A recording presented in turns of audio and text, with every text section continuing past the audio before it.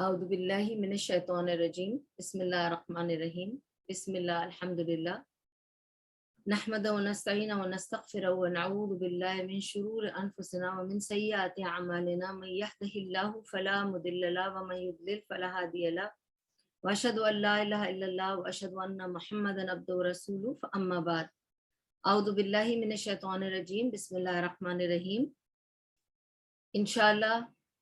With Allah's blessings, we unite again after a very long break of COVID. We did last the previous surah, completed it before COVID, and now we are going to start Surah Hud, inshallah, today. Okay?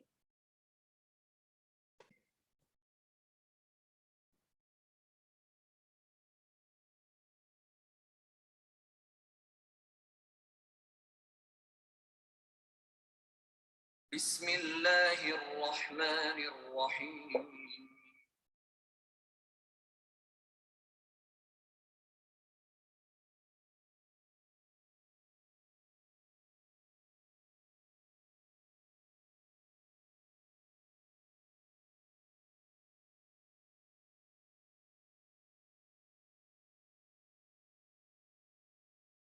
Bismillahirrahmanirrahim.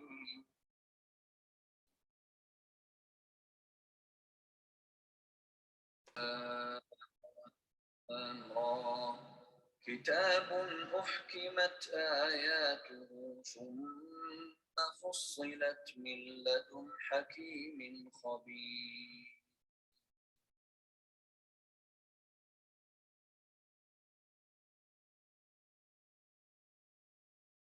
ألا تعبدوا إلا الله إنني لكم منه نذير وبشير.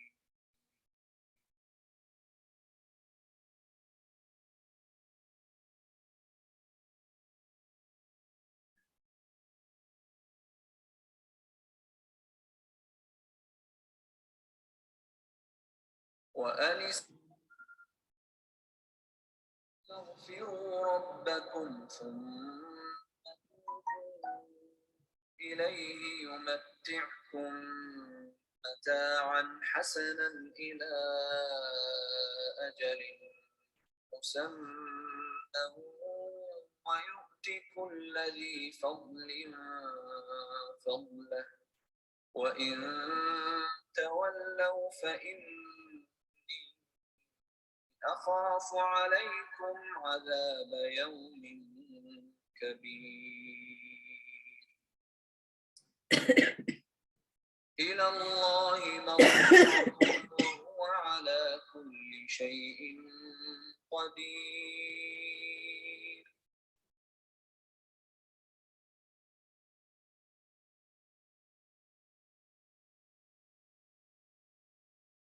ألا إنهم يثنون صدورهم ليستخفوا منه ألا حين يستغشون ثيابهم يعلم ما يسرون وما يعلنون إنه عليم بذات الصدور.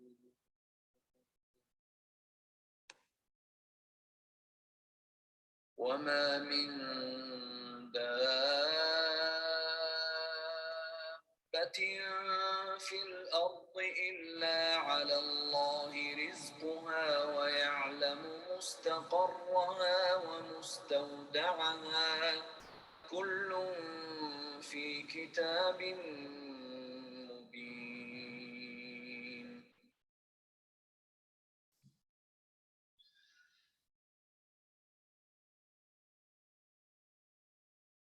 وهو الذي خلق السماوات والأرض في 6 أيام وكان عرشه على الماء ليبلوكم أيكم أحسن عملا ولئن قلت إنكم مبعوثون من بعد الموت ليقولن الذين كفروا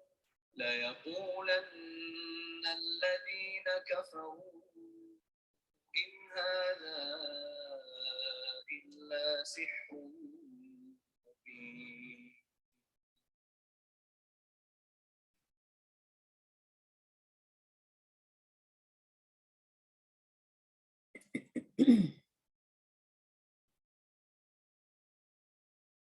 ولئن أخرنا عنهم العذاب إلى أمة معدودة ليقولن ما يحبسه ألا يوم يأتيهم ليس مصروفا عنهم وحاق بهم ما كانوا به يستهزئون.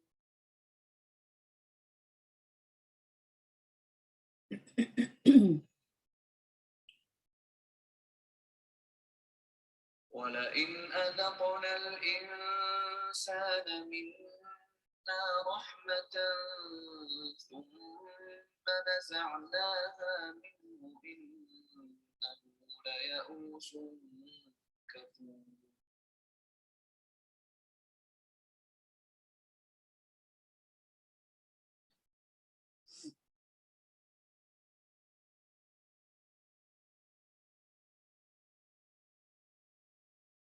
ولئن أذقناه نعماء بعد ضراء مسته ليقولن ذهب السيئات عني إنه لفرح فخور.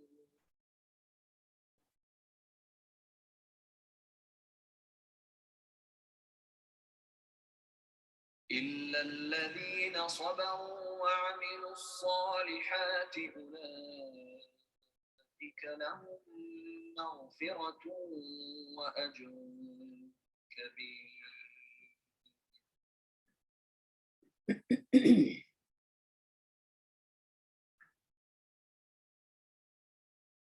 This one's silent. So, A'udhu Billahi Minash Shaitanir Rajim. Bismillahir Rahmanir Rahim. You heard the Qira, Alhamdulillah, Surah Hud, ayat number 1 to 11. So, we are going to do 11 ayahs today, inshallah. I'll just go through the tafsir of Surah Hud's 11 ayahs, inshallah. Allah subhanahu wa ta'ala says, Alif Lam Ra. This is a book, the ayah whereof are perfect in every sphere of knowledge, and then explained in detail from one, Allah, who is all wise, well acquainted with all things. Saying, worship none but Allah. Verily, I, Muhammad, am unto you from him a warner and a bringer of glad tidings, and commanding you seek the forgiveness of your Lord and turn to him in repentance, that he may grant you good enjoyment for a term appointed, and bestow his abounding grace to every owner of grace. But if you turn away, then I fear for you the torment of a great day. To Allah is your return, and he is able to do all things.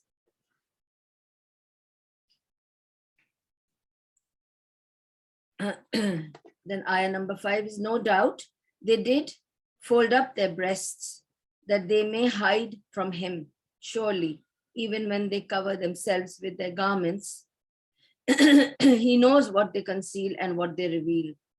Verily, he is the all-knower of the innermost secrets of the breasts. Ayah number 5, then ayah number 6. And no moving creature is there on earth, but its provision is due from Allah, and he knows its dwelling place and its deposit. All is in a clear book. Ayah number 7, and he it is who has created the heavens and the earth in 6 days, and his throne was over the water, that he might try you, which of you is the best in deeds. But if you were to say, to them, you shall indeed be raised up after death. Those who disbelieve would be sure to say, this is nothing but obvious magic.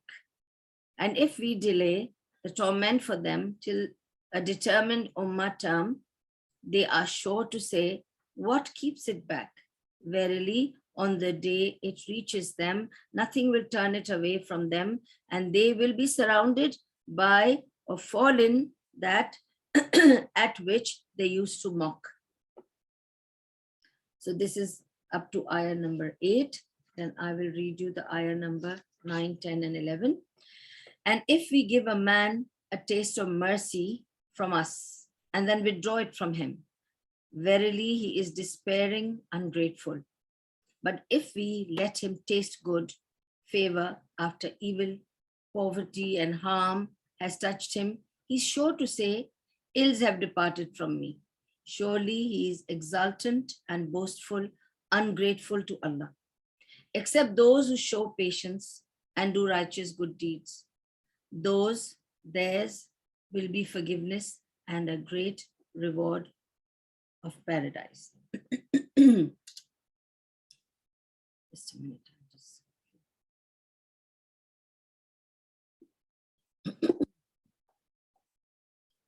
Okay, just a quick brief of Surah Hud to you. One day, Nabi Sallallahu Alaihi Wasallam told his Sahaba that he said, Surah Anam and Surah Hud have given me gray hair. It's made me older. This is what he said about Surah Hud.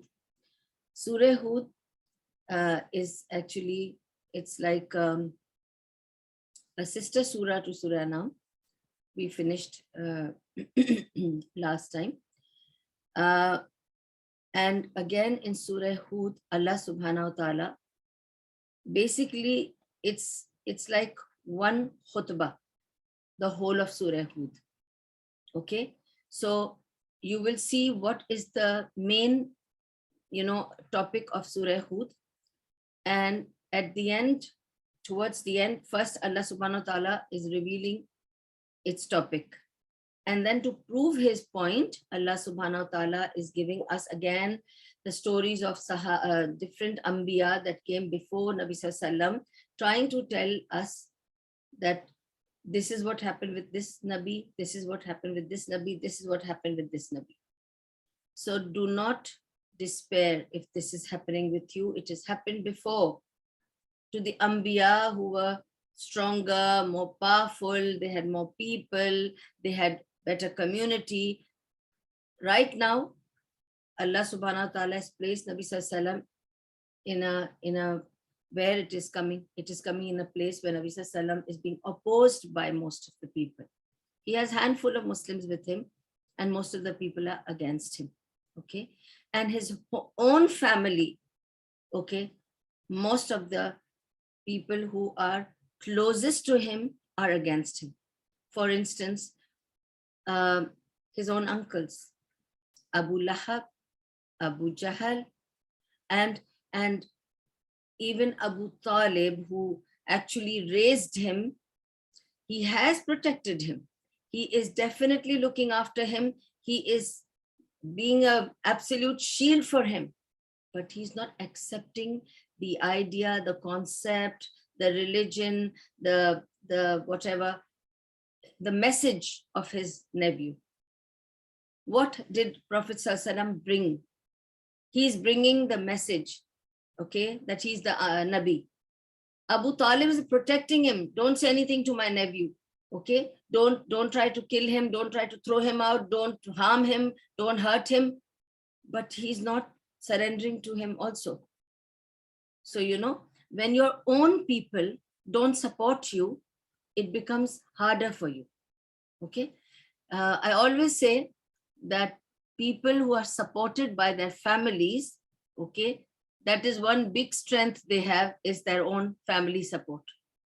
And people who are not supported by their family, this is the major big weakness that they would suffer, because their own family does not support them. That's a big damage. Okay, but Allah gives strength to such people.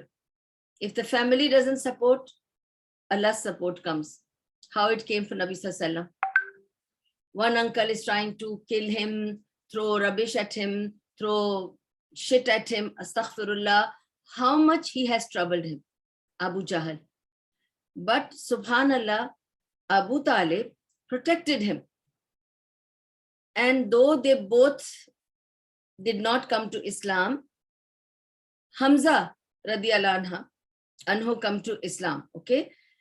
And he became the fighter, the lion and protector of Nabi Sallallahu Alaihi Wasallam. He was also his uncle.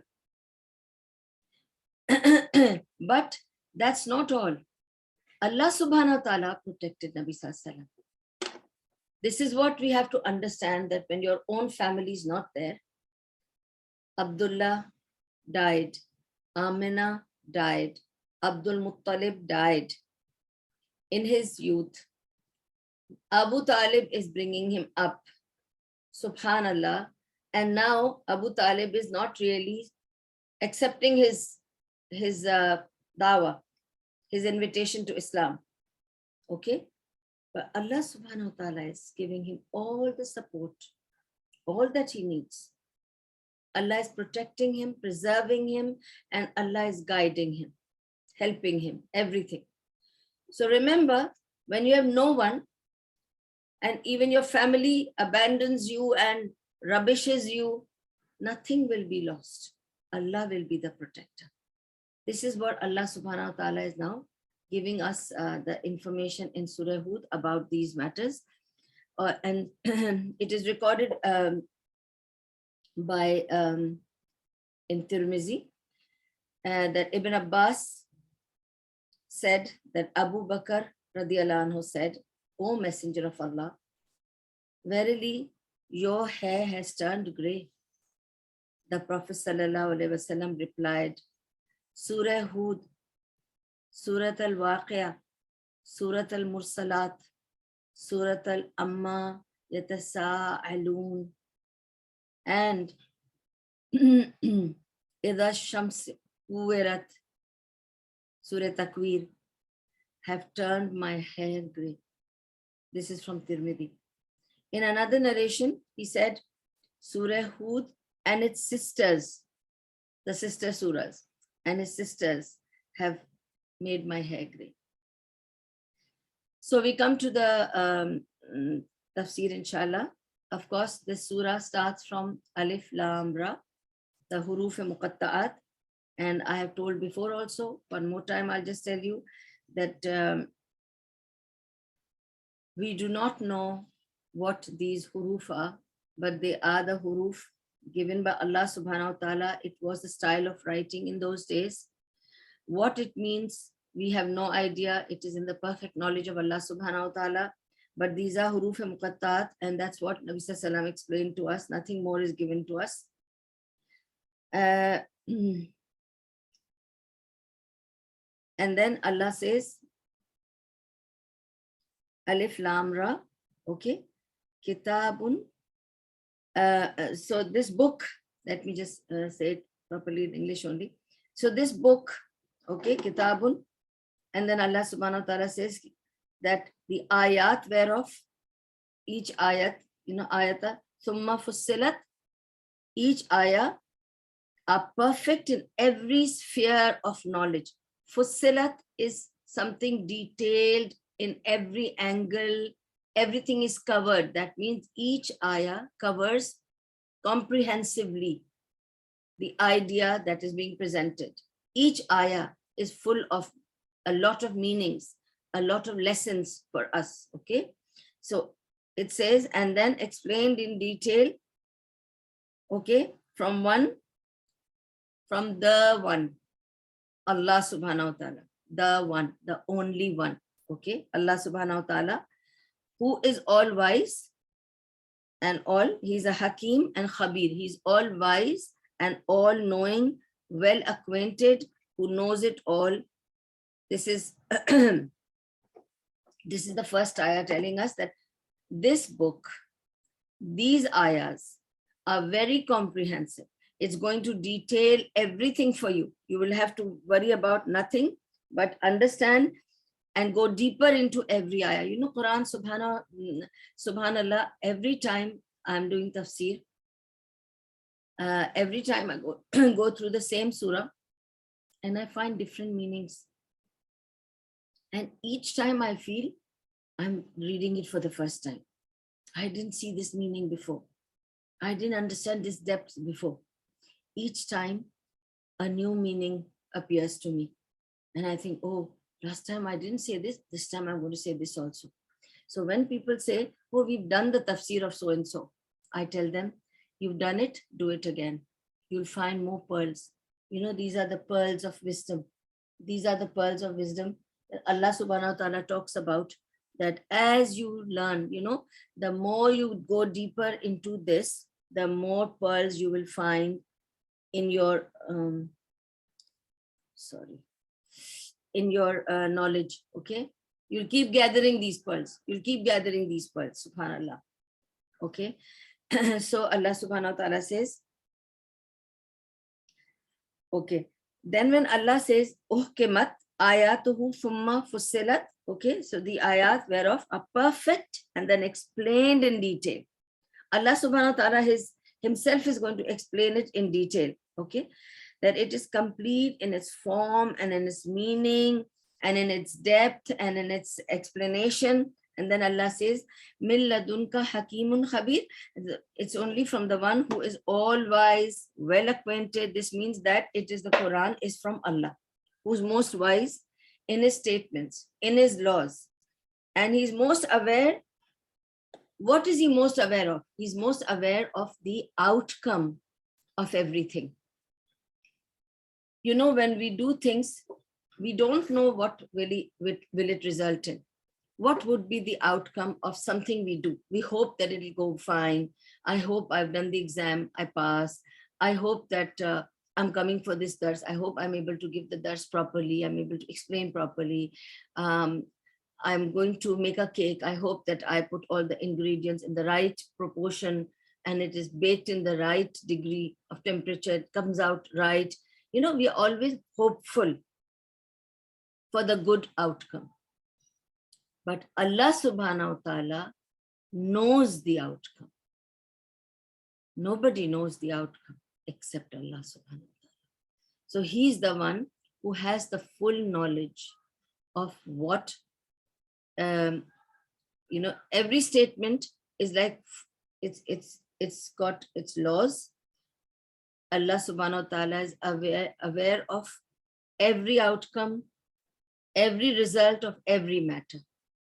How any matter is going to result, Allah subhanahu wa ta'ala knows it already. Subhanallah, okay? And then Allah says, Illa ta'budu ilallah, that worship none but Allah. And this means that this Quran descended perfect and detailed with the purpose of Allah's worship alone, without any partners, okay? And similarly, Allah subhanahu wa ta'ala says in many surahs and many ayahs that worship only Allah, where Allah subhanahu wa ta'ala says in chapter 21, verse 25, and we did not send any messenger before you, but we revealed to him saying, there is no God but I, so worship me. Why is Allah subhanahu wa ta'ala repeatedly asking us to remember that we have to worship him alone? Because we keep missing the point.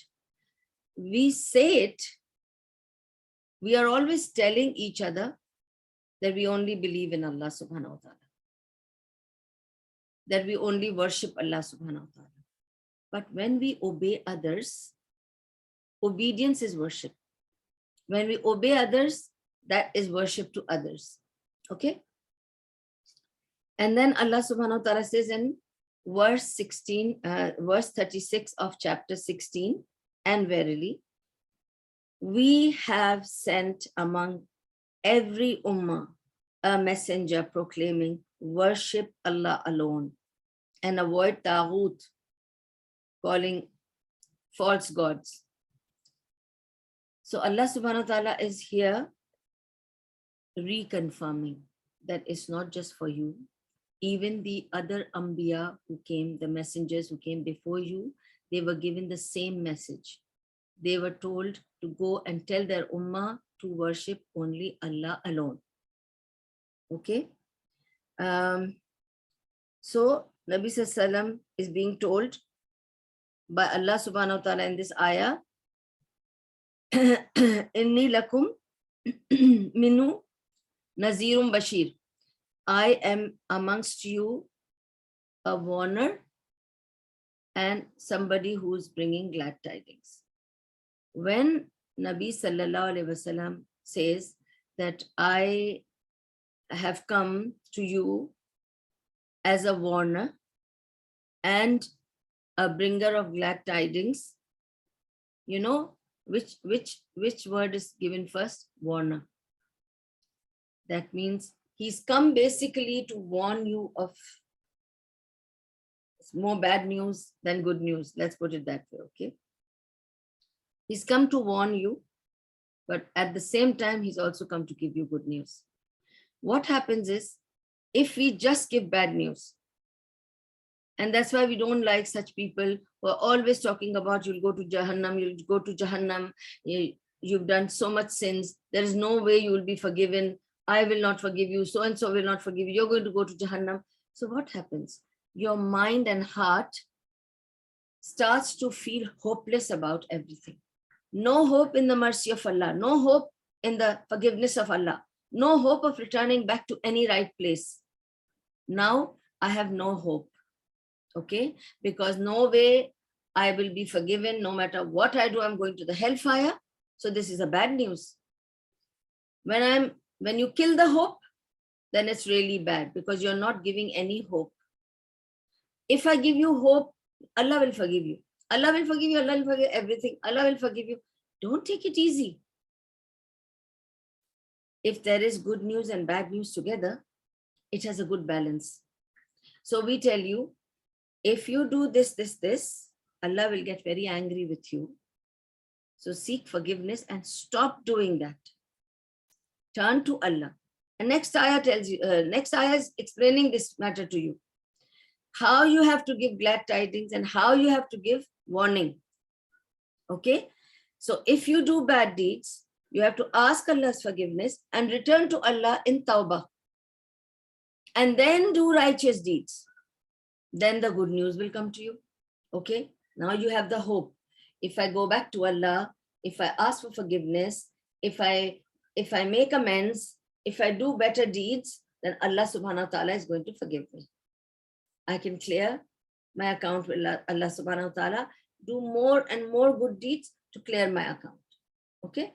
So here Allah subhanahu wa ta'ala says, okay, Nabi Sallam is your warner and he's going to give you the good news as well. Okay? Verily, I am unto you a warner of the punishment if you oppose Allah subhanahu wa ta'ala.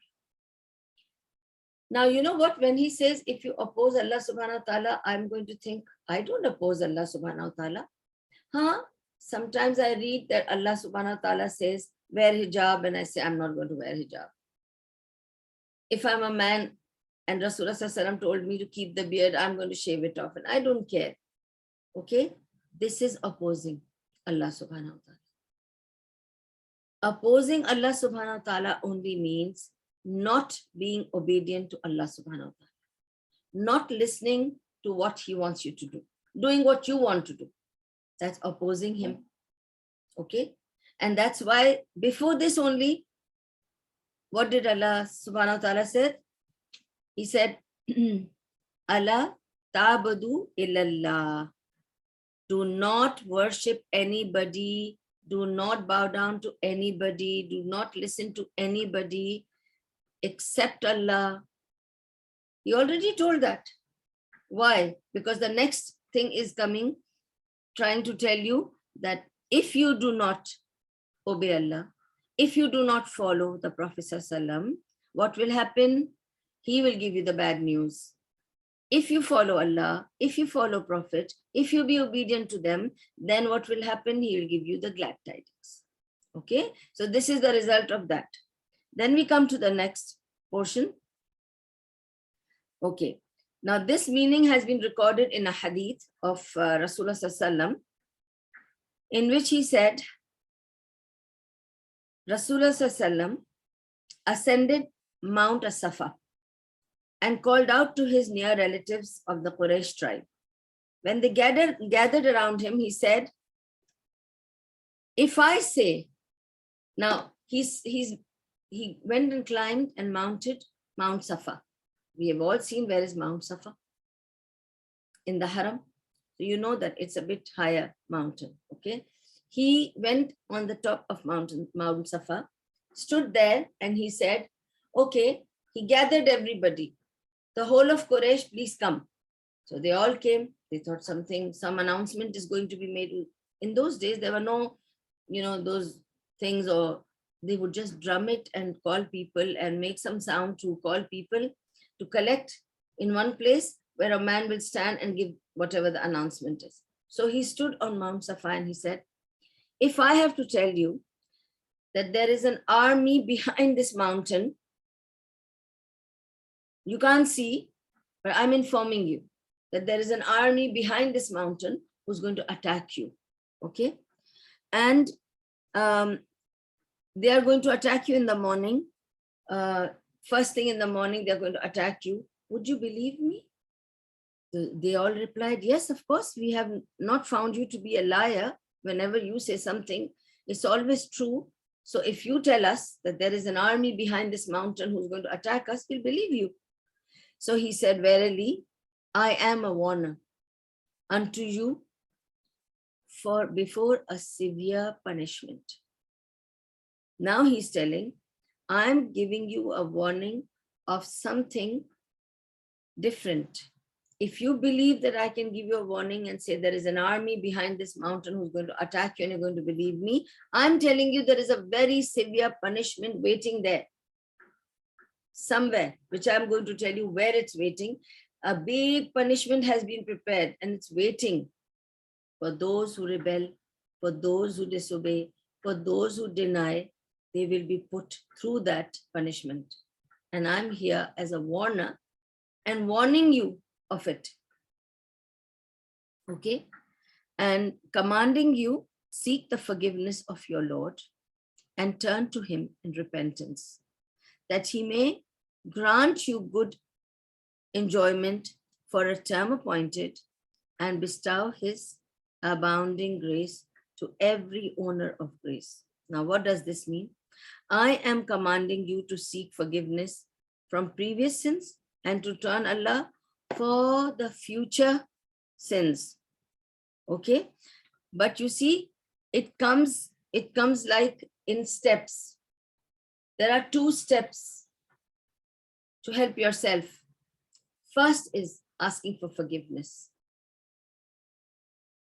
When do you ask for forgiveness? When you realize you've made a mistake. First step is to ask for forgiveness. So when I realize, supposing, small thing, hypothetical situation, a small one, just for you to have an idea. Okay, I have stepped on your foot. We are in a gathering. All of us are standing close to each other. And I have stepped on a foot of one of you. When I realize I made a mistake, I ask for forgiveness from you and from Allah. I'm giving you a small thing. It could be I'm hurting you in any way, okay? I have to ask for forgiveness from the person I've hurt. And if I have hurt Allah by disobeying him, rebelling him, I have to ask for forgiveness from Allah. After asking for forgiveness, it's not done. It's not over yet. I have to repent. I have to do tawbah. What is repentance? It is to go back, make a decision, conscious decision. I will not make this mistake again. So next time when I walk, I will look down and walk. And I'll make sure I don't step on people's feet. I gave you a very simple example, but this can be taken at any level. Supposing I have done backbiting, or I've hurt somebody, okay, or I've spoken bad about somebody. Now I've done a bad deed. This definitely angers Allah. It's a major sin. Now, when I've committed a major sin, what must I do? If I have approached to that person and the person has come to know, then I ask that person's forgiveness. If that person has not come to know, I'm not going to go and open a Pandora and say, excuse me, sorry. And that person says, did you talk bad about me? Oh, there you go. New story starts there. We don't do that. But what we can do is, we first ask Allah to forgive us. Because towards Allah, we have done wrong. Because it's Allah's command not to backbite. Okay? I was not doing a favor to that brother or that sister. I am obeying Allah by not speaking ill about my brother or sister. So I will ask Allah to forgive me.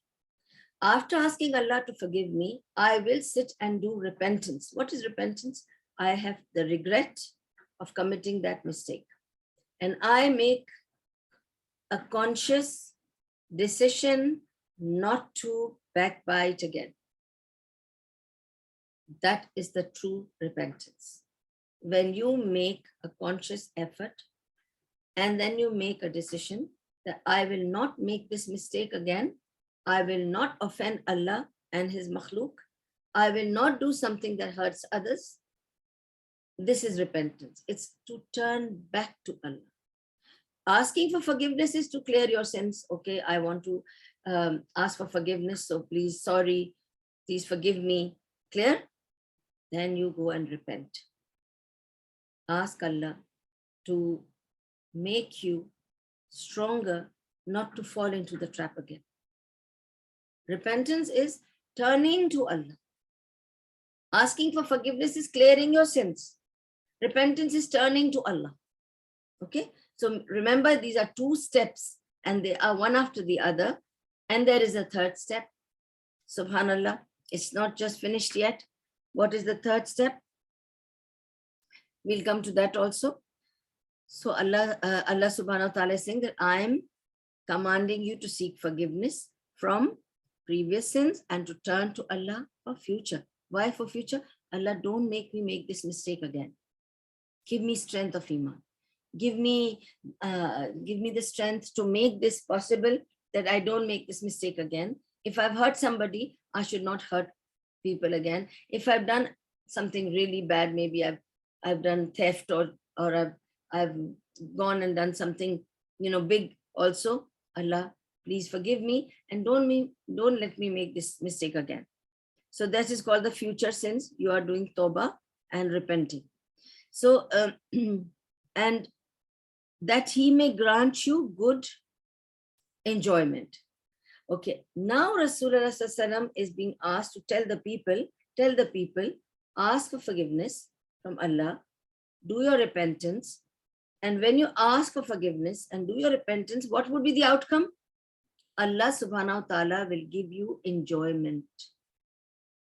That means He will give you something to celebrate, something to feel happy about. Some new door of khair will open. Something beautiful will touch you and your life. Something will happen that will make you celebrate, make you really happy. So something Allah will give you as a reward. Okay. So He'll give you an enjoyment, but for a certain time period. It's not open-ended. That now you'll enjoy happily ever after. That does not exist. Believe me, as basically in tafsir, we do all these details this way. But to tell you, the fact is that we all learn, as a life coach, I'm always telling my clients that there's one thing which is constant. And what's that? What's that one thing in every life which is constant? It's the change. Change is the constant in everybody's life. Every single day is different from the previous day. Every day we think differently from the way we thought yesterday.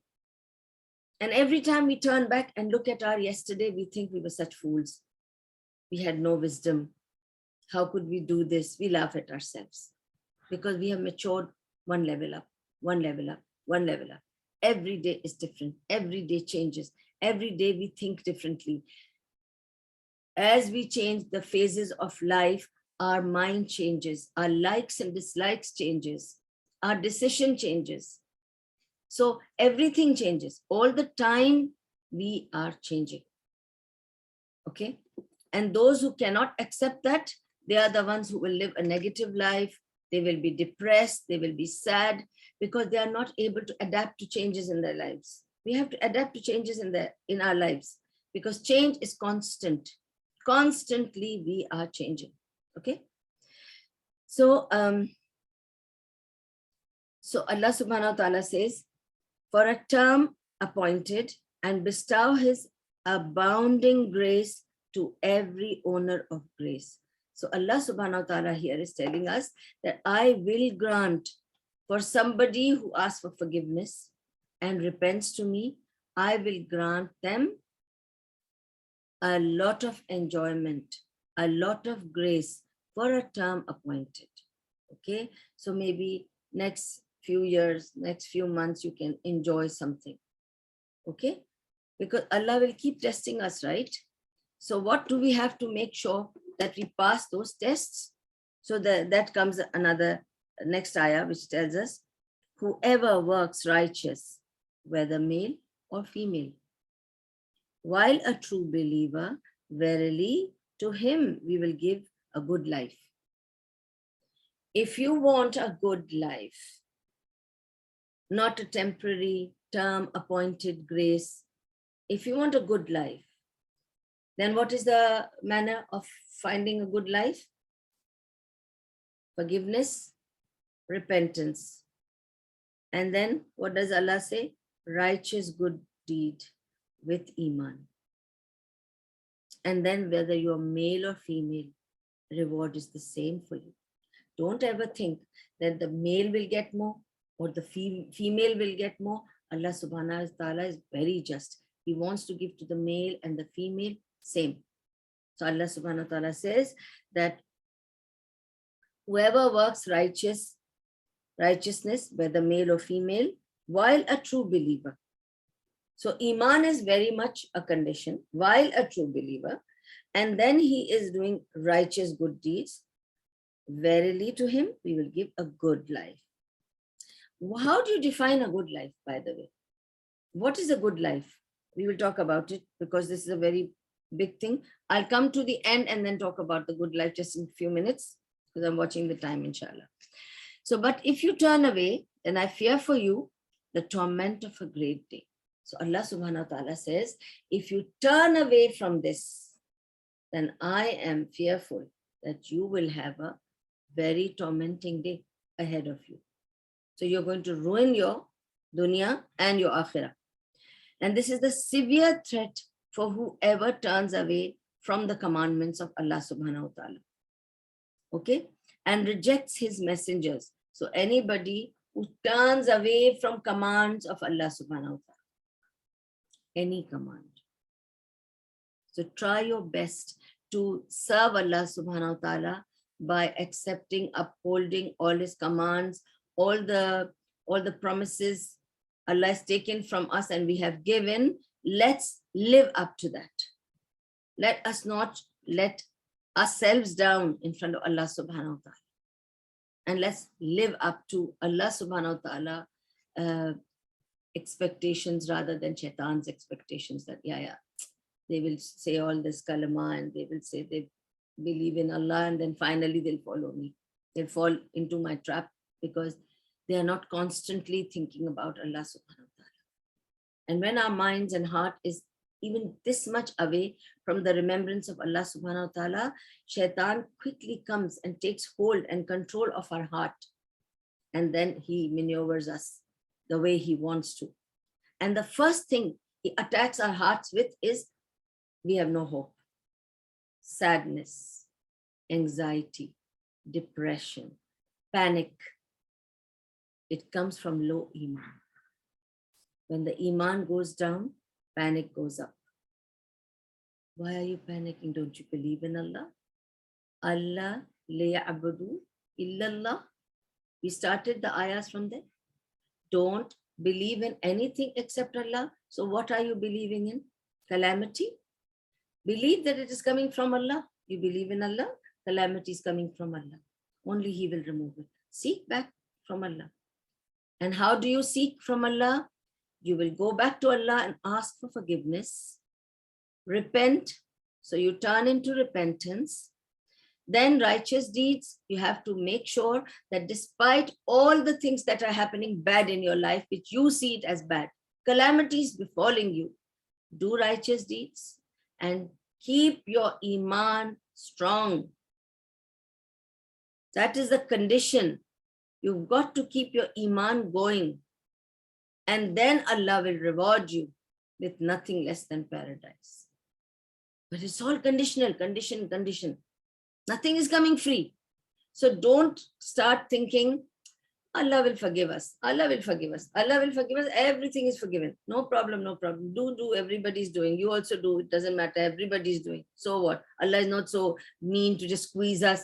This is all who's telling us. When did Allah say that He's not so mean to squeeze you? He says He's Qahhar, He's Jabbar. I will seize the one. And if I've seized, he will not survive my seize. I give respite to people. Go ahead, do more zulm, do more crimes, do more sins. And then one day I'll pull the rope. Who says He's not going to pull the rope? Allah says in the Quran, people before you were punished. They were tested. Okay? They suffered. What makes you think that you will not be tested? They were better than you, bigger than you, more solid than you. They had more iman than you, and yet I tested them. What makes you think that I will let you go and get everything free? Won't those people come and fight with Allah and say, why you tested us so much? Why were you so lenient with these people? They are Muslims and said kalima just like us. If they didn't find out what Allah liya'budu illallah means, or what la ilaha illallah means, it's not our fault that you tested us so much because we understood. No, everybody is going to be tested. Everybody is going to be tested according to the level of iman Allah has placed in them, according to the knowledge Allah has given them, or the capacity to gain knowledge is given to them. We have so much knowledge that we'll go intricate into how a mobile phone works. I was just thinking, when we buy a mobile phone, we are glued to it the first few days. We try to find out every feature that works. I can make this smiley, I can make this photo, I can make this snap, I can make emojis, I can make God knows what not, and it has so much camera, this, that. I love gadgets, and I also love finding these new technologies. I'm a very tech freak. That's why this example comes to my mind, that when we take that, how much we go into it to see what all features we can use. Oh, I can keep a notepad, I can keep reminders, I can do this, how I can use the calendar. Oh, is there this feature, that feature? I'm making good use of it to make my life easy. Quran is here and we are the machinery. Do we see how we have to use our eyes? What are the facilities? In how many ways? What all we can actually read and learn? You know, time is a very big gift of Allah that we have each day. Each morning when I wake up, I feel that, oh, I have another full day. So let me plan. One day before, I have all my appointments noted. I just live one day at a time. So honestly speaking, if you ask me what's day after tomorrow, I'll have to check in my diary, because I'm just available until tomorrow. I don't know even tomorrow, but yes, today I will plan for tomorrow. Tomorrow I'll plan for day after tomorrow. That's it. Because I have no idea where I will be, what I will do. I don't understand, but I'm planning. I'm making routine. And I look forward to it. And each day I thank Allah that Allah gave me another 24 hours to do His service. in various ways. And I have another 24 hours to earn his pleasure. Do we think like that?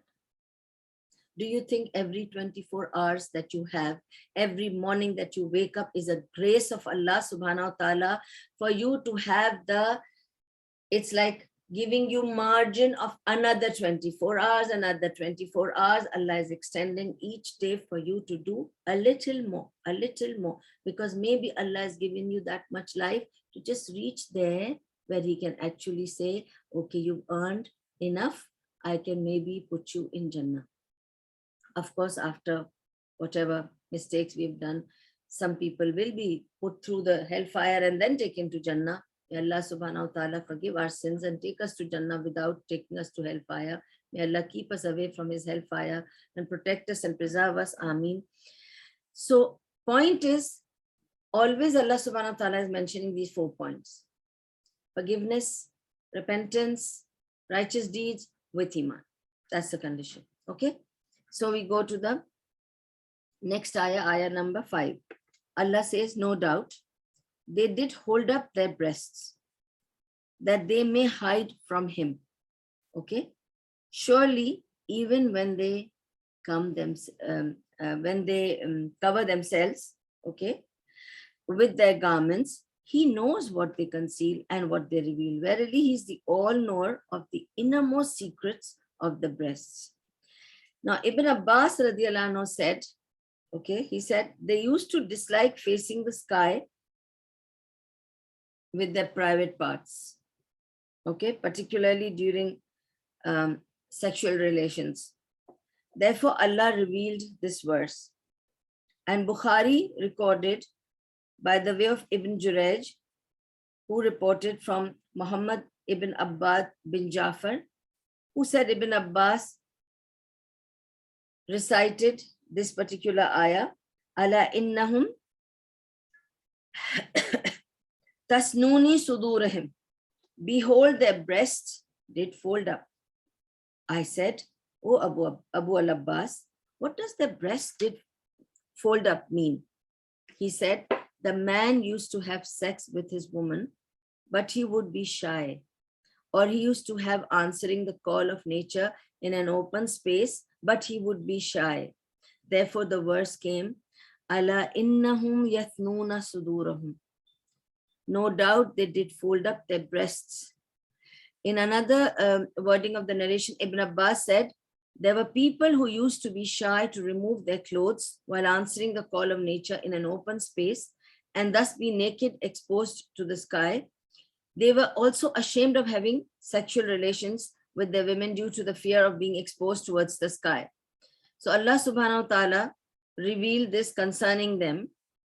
And the word, the meaning of yes, taghsuna, they who cover themselves, means that they cover their heads.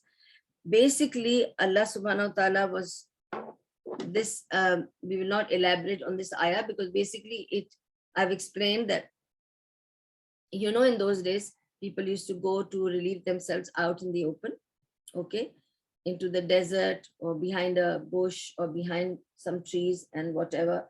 And they would go and relieve themselves because there were no toilets and bathrooms in those days, okay. People have homes and they would take a water jar and they would just go outside into the desert and anywhere behind a bush or something, and they will relieve themselves.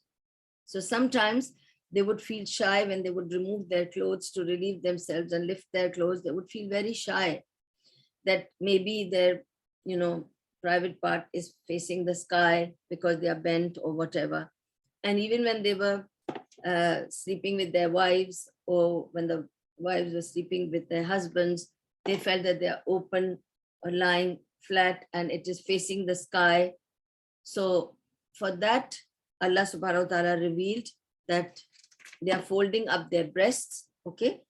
No doubt that they did fold up their breasts that they may hide from him. Surely, even when they cover themselves with their garments, he knows what they conceal and what they reveal. So Allah subhanahu wa ta'ala is saying they don't have to feel that way, because whether they wear the clothes or they don't wear the clothes, Even if with the clothes, when we are sleeping flat like this open, Allah knows what's inside us because Allah sees it through and through. Not just what's behind my clothes, not just my body, but inside my body also. Where the blood is running, where the water is going, where the food is going, everything, every nerve, every inch, every centimeter, Allah is aware of what can be seen and what is hidden inside.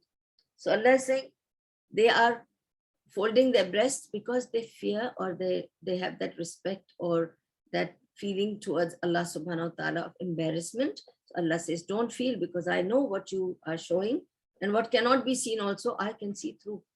Okay. And no moving creature is there on earth, but its provision is due from Allah.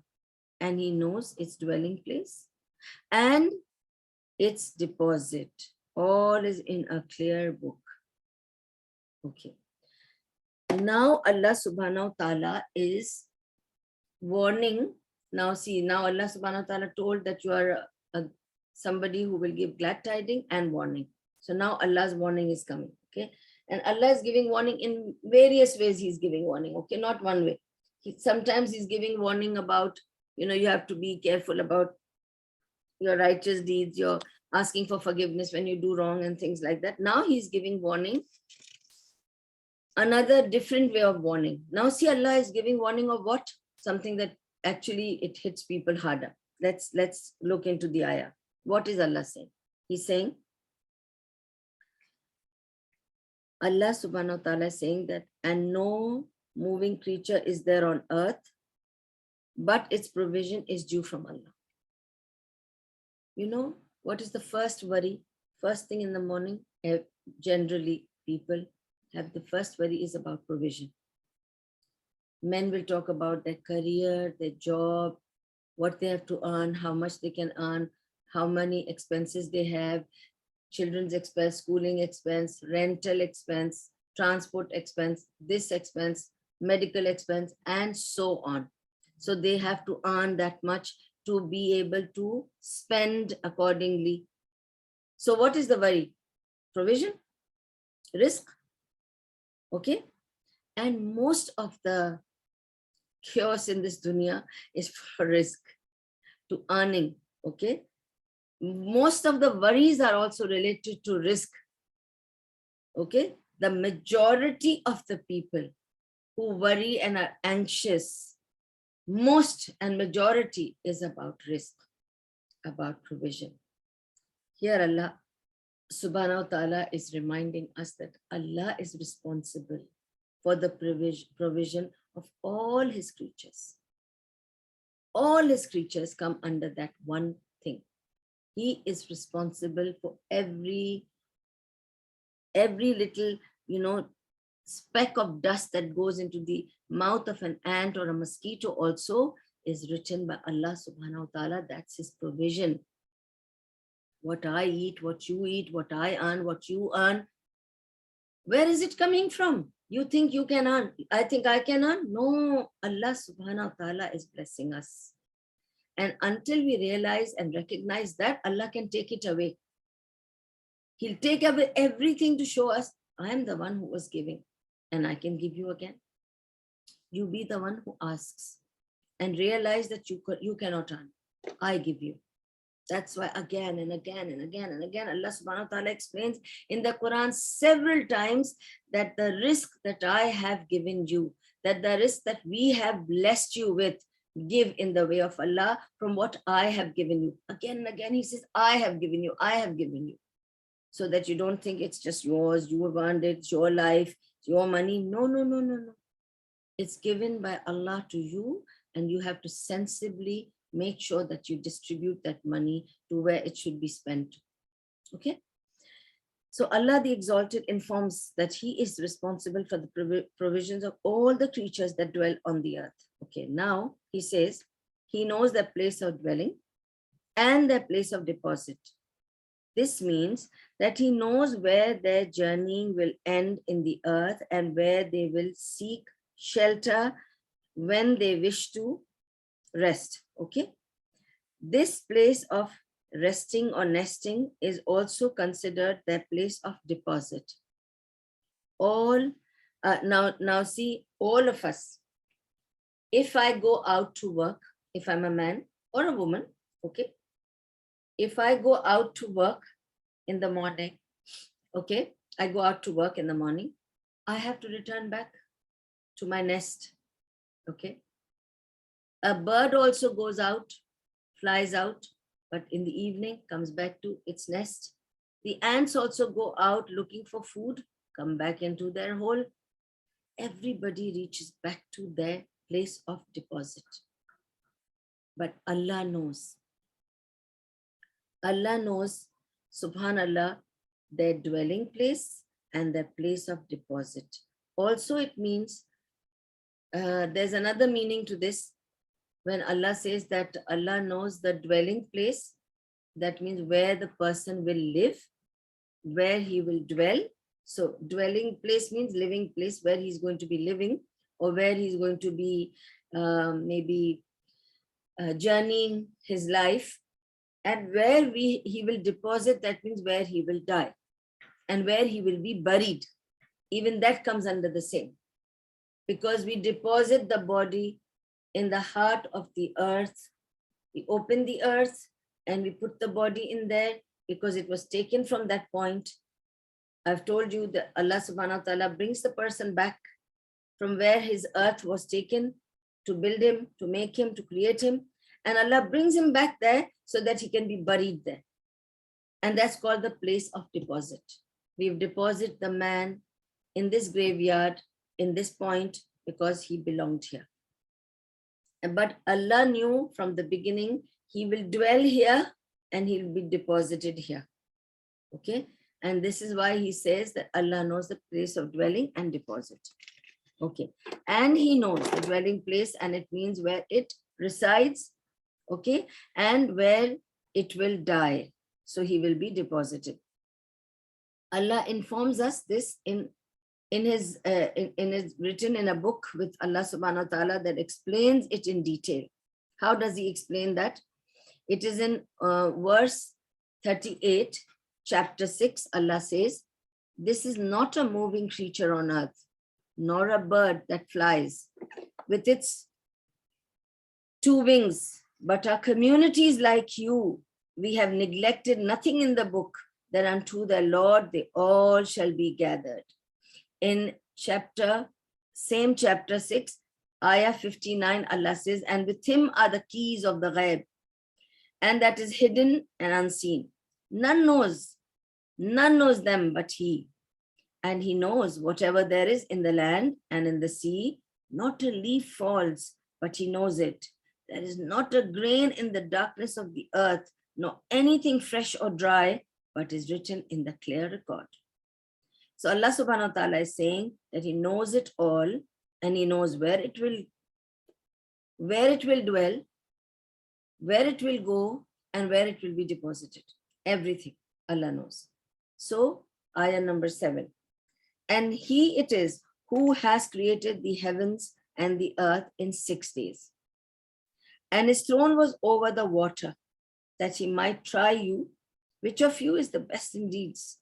But if you were to say to them, you shall indeed be raised up after death, those who believe would be sure to say, this is nothing but obvious magic." Now, Allah subhanahu wa ta'ala is telling us that he has created the heavens and the earth, subhanallah. Okay. And he's created them in 6 days. And he mentions that his throne is above the water. And I have, when I did the series of prophet stories, in that the first lesson was about creation of the earth, creation. How Allah subhanahu wa ta'ala started creating, what he created first, how it was created, and how many days it took, and each day what he created. So I gave all the details. I will not go back, inshallah. I'll try to upload that lecture if I can find it in my previous recordings, and I'll try to upload it just for you to refer to that.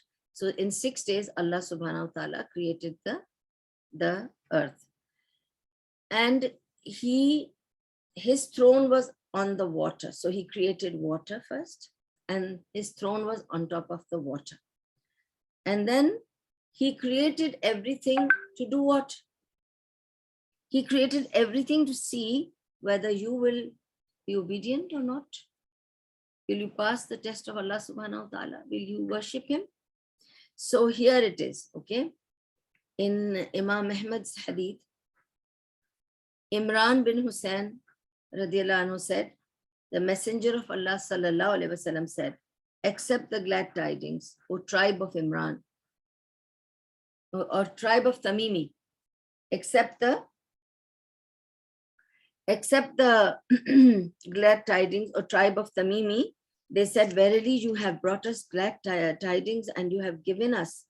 Then he said, accept the glad tidings, O people of Yemen. They said, we accept. Therefore inform us about the beginning of this matter and how it was. Then he said, Allah was before everything and his throne was over the water. He then wrote in the preserved tablet mentioning everything. Then a man came to me and said, oh Imran, your she-camel has escaped from her fetter.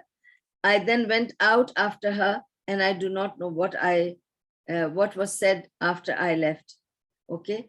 And then this hadith was recorded between Sahih Bukhari and Muslim, in which Abdullah bin Amr ibn al-As said that the Messenger of Allah said, verily Allah measured the amount of sustenance of the creatures 50,000 years before he created the heavens and the earth. And his throne was over the water. And Bukhari recorded from Abu Huraira radiallahu anhu that the Messenger of Allah said, Allah the Almighty and Sublime said, spend and I will spend on you. And he said, Allah's hand is full and it is not diminished by spending throughout the night and the day. And then he also said, have you seen what has been spent since the creation of the heavens and the earth? Verily, it does not diminish what is in his right hand in the slightest, and his throne was over the water. In his hand is the scale, and he lowers and raises it, lowers and raises it, lowers and raises it. Subhanallah. Okay. And so he created this elaborate universe. Allah subhanahu wa ta'ala is telling us, heaven, sky, earth, it's an elaborate universe. Have you ever, probably you people must have, if not, do it. Sometimes go and see this, they show you there's a display where they show you on top the universe and how it functions and what all are there, the stars, the planets, and it's amazing. And all that Allah created for what? To test us.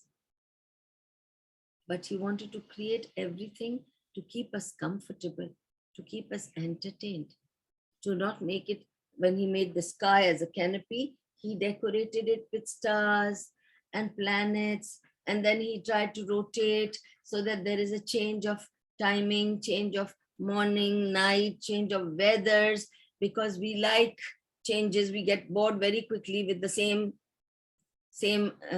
anything that remains the same becomes boring. So Allah subhanahu wa ta'ala made it colorful around us, made it beautiful around us, made it very intriguing around us, that we should be curious to find out how these planets are moving, these stars are moving, and so on and so forth. Okay. So now Abu Huraira radiallahu anhu is saying that the Messenger of Allah sallallahu said, Allah the Almighty and Sublime said, spend and I will spend on you. And then he said, Allah's hand is full and it is not diminished by spending throughout the night and the day. He also said, have you seen what have been spent since the creation of heavens and the earth? Verily it does not diminish what is in the right hand in the slightest, and his throne was over the water. In his hand is the scale, and he lowers and raises it. So that means he created the heavens and the earth for the benefit of his slaves and his servants, okay, whom he created so that they worship him and not associate anything with him as a partner. So what did he create all this for? And why does he say that so that they do not associate other people with him as partner? Because when we look into the sky, we look at the sun and the moon and the stars, we look at, whatever, how beautiful it looks, we know that cannot be two people doing it. Has to be only one. If there are two people, the moon will sometimes try to come and sometimes it will not try to come because maybe the other person doesn't want it to come out, right? So it has to be one. The ruler of this universe is one. Common sense, right? So Allah says that I created all this for them not to associate partners with me. They should know these things cannot be partnered. There has to be only one owner of these things. And they should worship, value that owner. And I am the owner of the universe. So Allah created this for a reason, not without a reason. This is similar to the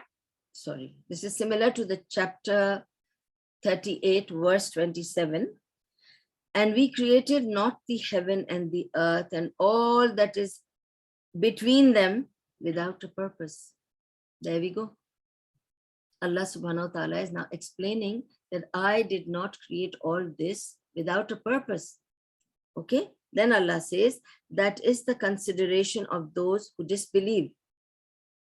Then woe to those who disbelieve from the fire. So imagine if Allah says, you think I created all this for no reason, then Allah is cursing such people because they are disbelievers. There's another ayah in chapter 23, verse 115 and 116. Allah says, did you think that we created you in play without any purpose? Allah says, do you think it's a game for me to just create people and just throw them in the earth and then, put some animals there and plants there and put some mountains here and then put some trees? You think it was just a game? Do you think it's for play that I just created all of you? And then Allah says, and that you would not be brought back to us, that you will just have fun, play, live a life the way you like and die and it's over and you won't be brought back to me. So exalted is Allah, the true King. There is no God but He, the Lord of the supreme throne. So Allah subhanahu wa ta'ala is reminding us that I have the Arsh-e-Kareem. This is the Arsh, the supreme throne where I rule all of you. I did not create all this dunya, all the people, all the things that I've created just for fun and play. One day you have to return back to me and I will take account of you. It's not going to be without an account, okay?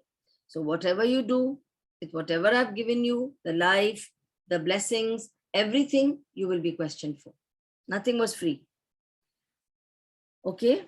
And I, Allah, created not the jinn and mankind, except that they should worship me alone. Okay? This is chapter 51, verse 56. And He might try you. It means so that He, Allah subhanahu wa ta'ala, may test you. It's all about the test, which we forget. We conveniently forget that we are here in dunya and we are being tested. We came here, we are just enjoying our life. We want pleasure, pleasure, pleasure, and more pleasure. And the moment pleasure is disturbed, job is gone, marriage is broken, separation, divorce, children have gone abroad to study or get married or abandon their parents, or they die, or the parents die, or somebody is left, or some accident.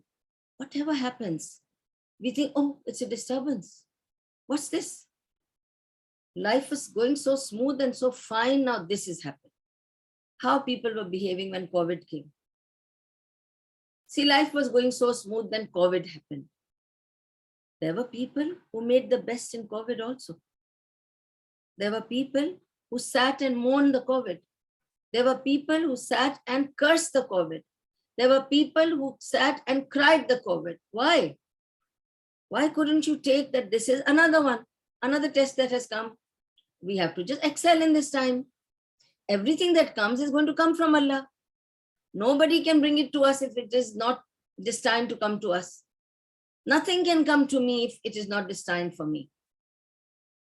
If it's come to me, it was meant to reach me, whether it's good or bad.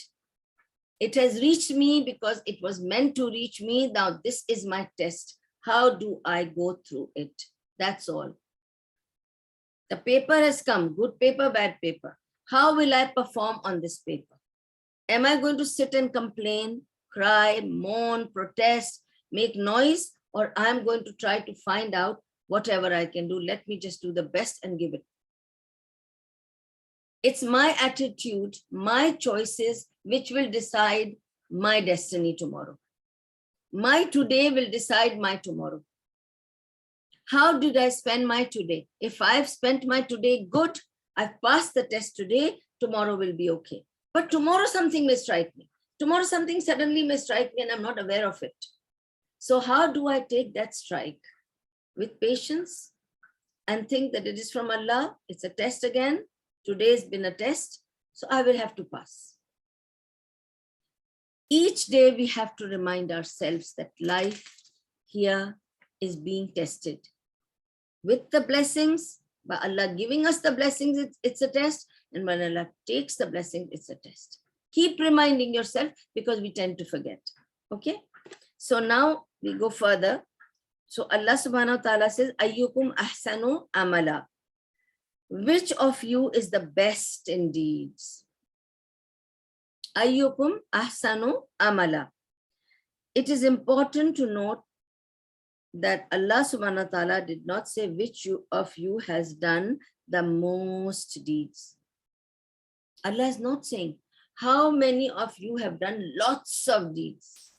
Allah is saying how many of you have done the best of deeds. Let them be 2, 3 deeds. Let them be best of deeds. Don't do too much and fail in everything. Do what you can, but do them best. Okay, ayyukum ahsanu amala. How many of you have done the best of deeds? Okay, and a deed cannot be considered a good deed until it is done. There are 2 conditions mainly. Until it is done sincerely for the sake of Allah. Then that becomes a good deed. When the sincerity of intention is to please Allah subhanahu wa ta'ala, then that deed becomes a good deed. And it should be done properly according to the method, lesson, teachings, and the sunnah of Rasulullah sallallahu alaihi wasallam. It should be in the following of his footsteps. Okay? So it has to be in accordance with the legislation of the Messenger of Allah sallallahu alaihi wasallam, and and whenever a deed lacks one of these conditions, then it is null and void. It becomes 0. If you did something, but not for the sake of Allah. Supposing I have children, okay?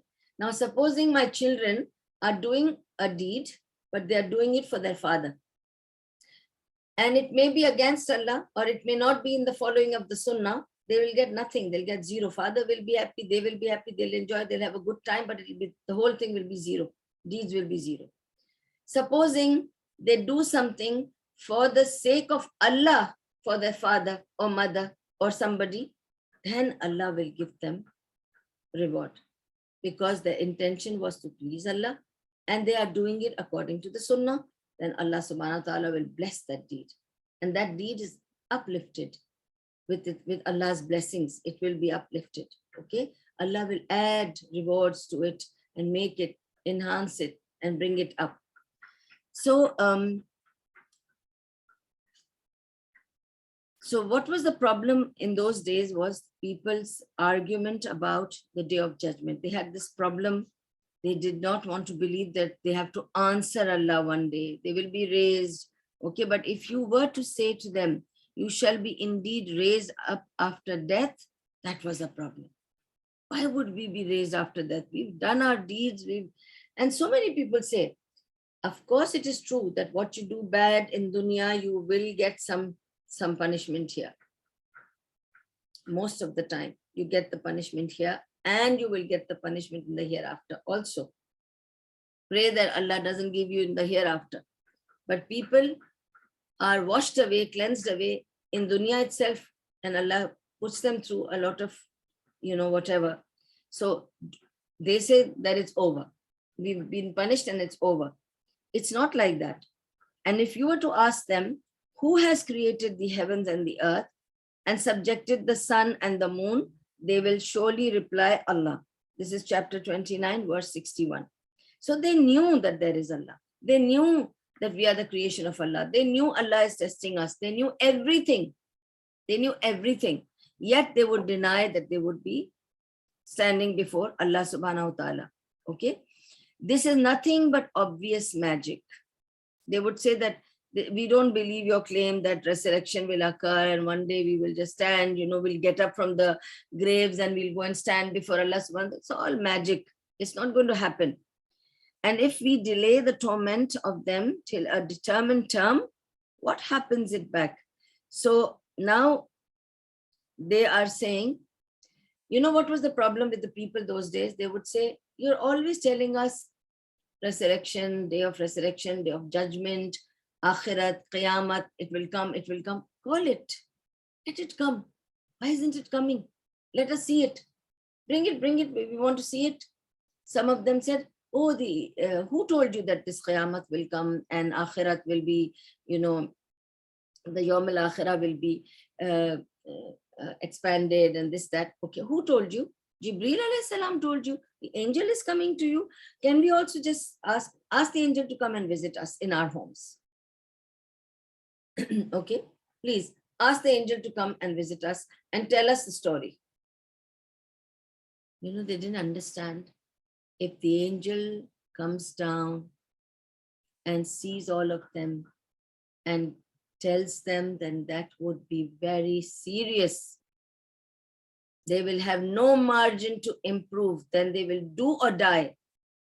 If the angel comes to them, Allah has given them the grace period by sending the angel to the Nabi, and Nabi to tell them and to give them hope, to give them margin, to give them time to come back, ask for forgiveness, come back, take repentance path to repentance, come back. And then we are expecting everything to happen quickly. We have no patience. We lack patience, okay? So they would ask, let the Qiyamah come, let us also see what it's going to be like, okay? And then what keeps it back? What they mean is that what delays this torment from overtaking us? Why is Qiyamah not coming? Okay, we are rebelling. Okay, we oppose. Okay, we are disobedient. Okay, we reject. So now I've said, I don't believe in Allah. There is no Allah. There is no Akhirah. I've rejected. I've denied. Where is your Akhirah? Where is this thing? It's not coming. Oh, it's not coming now. Where is this punishment? It's not coming. This is how they used to challenge Nabi Sallallahu Alaihi Wasallam. And still people do that, by the way. They still talk like that. There was a very torturing man, very, very mean and bad man.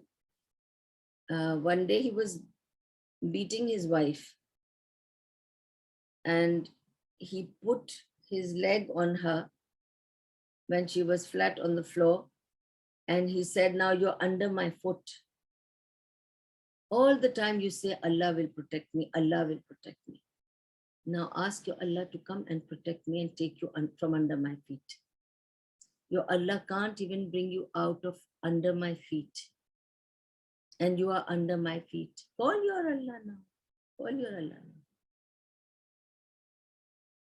And of course, she kept crying and saying, she said to me, she just said, He will protect me. He will bring me out from under your feet. But He has a time for everything. That's it. And Alhamdulillah, She was freed from him. Of course, Allah's mercy cannot be challenged. It's there. And those who believe, they get it for sure. So the word ummah is also used to refer to the imam or leader. Now here, Allah subhanahu wa ta'ala says, innahu inni ummatun maduda. So there is a certain determined or time period for the ummah. Okay, there's a term for the ummah. Now here, actually the word ummah has many meanings. So I'll just quickly go through all the meanings that are given. Okay, that ummah means, it's of course the statement of Allah in Surah Yusuf also, where it means, it refers to an imam or a leader. Then the word ummah also used to mean religion and religious need, creed. Okay, so religious and religious creed is also ummah. Then there is the word ummah also used to mean group of people. Okay, so there are ummah minan nas, so there are group of people, the flock together. Okay, then there is meaning of ummah.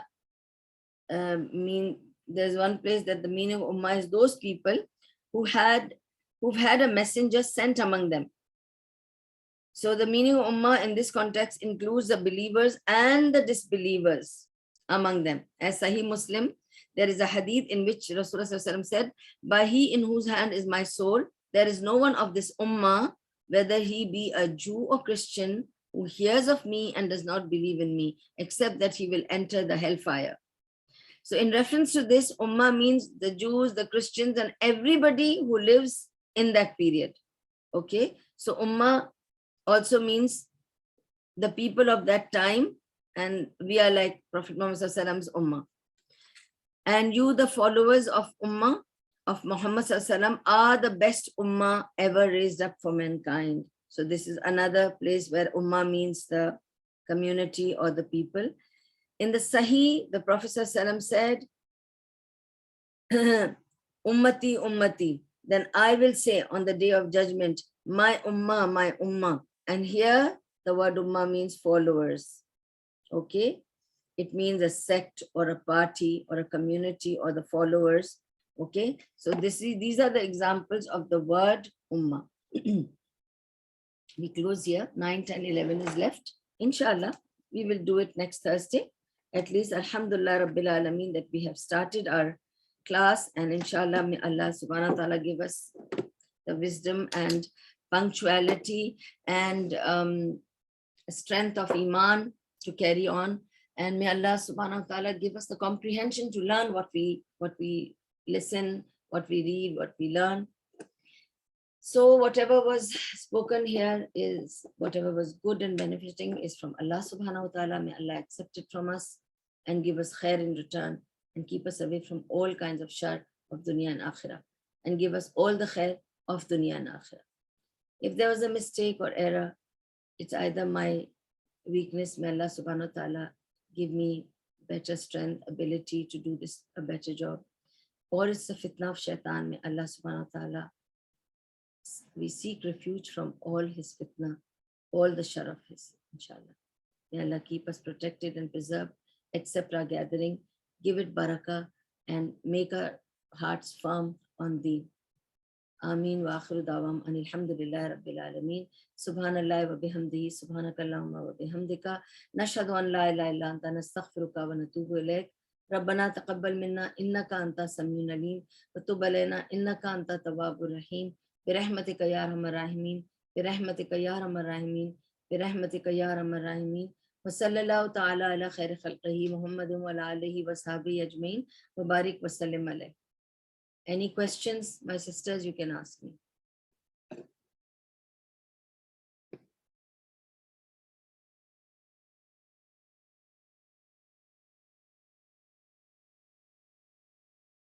Any questions, or shall I close, inshallah? If there are no questions, and if there are questions, please, I've sent the link. Please, I'm going to send this also, this talk. Subscribe to the channel and you can ask the question there, and you can even put your comments there. Please put a like there so that we get extra timings and extra facility by YouTube to continue this good work. So please put a thumbs up, put a like, subscribe the channel, forward it to whoever can benefit from it, inshallah.